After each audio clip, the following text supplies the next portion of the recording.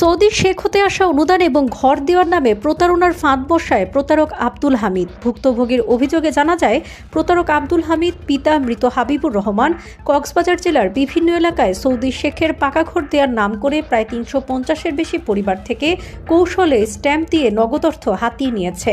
জানা যায়, শহরের নুনিয়ার ছড়ায় আব্দুল হামিদ বিভিন্ন মানুষের কাছে গিয়ে ঘর পাইয়ে দেওয়ার কথা বলে নগদ টাকা গ্রহণ করে।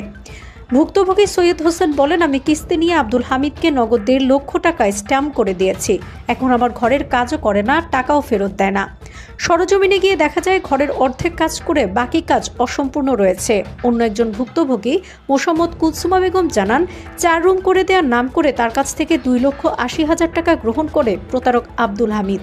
আরও অসংখ্য ভুক্তভোগী জানান, তাদের কাছ থেকে ওই প্রতারক অনুদানের ঘর দেওয়ার নামে প্রায় ২ থেকে ৩ কোটি টাকার মতো হাতিয়ে পালিয়ে গেছে।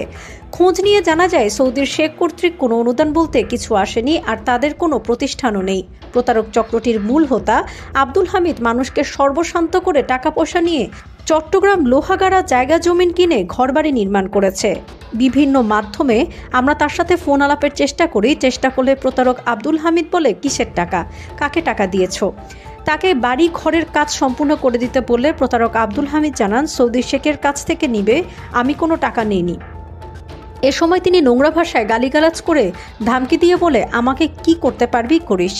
ভুক্তভোগীর এই টাকাগুলো বিভিন্ন এনজিও সংস্থার কাছ থেকে কিস্তিতে নিয়ে তাকে দিয়েছিল। এখন তারা না পারছে বাড়িতে থাকতে, না পারছে কিস্তি পরিশোধ করতে। তারা এখন দুরবস্থার মধ্য দিয়ে দিন যাপন করছে। পরে আব্দুল হামিদের মতামত জানতে আমাদের প্রতিনিধি তাকে কল দিলে তিনি জানান, আমি এখন কিছু বলবো না, এ বিষয়ে আপনাদের সাথে পরে কথা বলবো, এই বলে লাইন কেটে দেন। এ বিষয়ে হেল্প কক্সবাজার নির্বাহী পরিচালক আবুল কাশেম বলেন, গ্রামের সহজ সরল মানুষকে মিথ্যা তথ্য দিয়ে প্রতারণার মাধ্যমে যারা এই অর্থ হাতে নিয়েছে তাদের বিরুদ্ধে আইনানুগ ব্যবস্থা নেওয়া উচিত। এ সমস্ত অসাধু প্রতারক মানুষের কারণে এনজিওর প্রতি কমিউনিটির মানুষের ধারণা নষ্ট হয়ে যাবে। এনজিও হচ্ছে সরকারের সহযোগী সংস্থা, এতে সাধারণ মানুষের ধারণা নেতিবাচক প্রভাব পড়বে, পাশাপাশি ডোনাররা সাপোর্ট দিতে আগ্রহ হারিয়ে ফেলবে। এজন্য এদের দৃষ্টান্তমূলক শাস্তির দাবি করছি। আমাদের দৈনিক কক্সবাজার দর্পণ মাল্টিমিডিয়ার নিজস্ব প্রতিবেদকের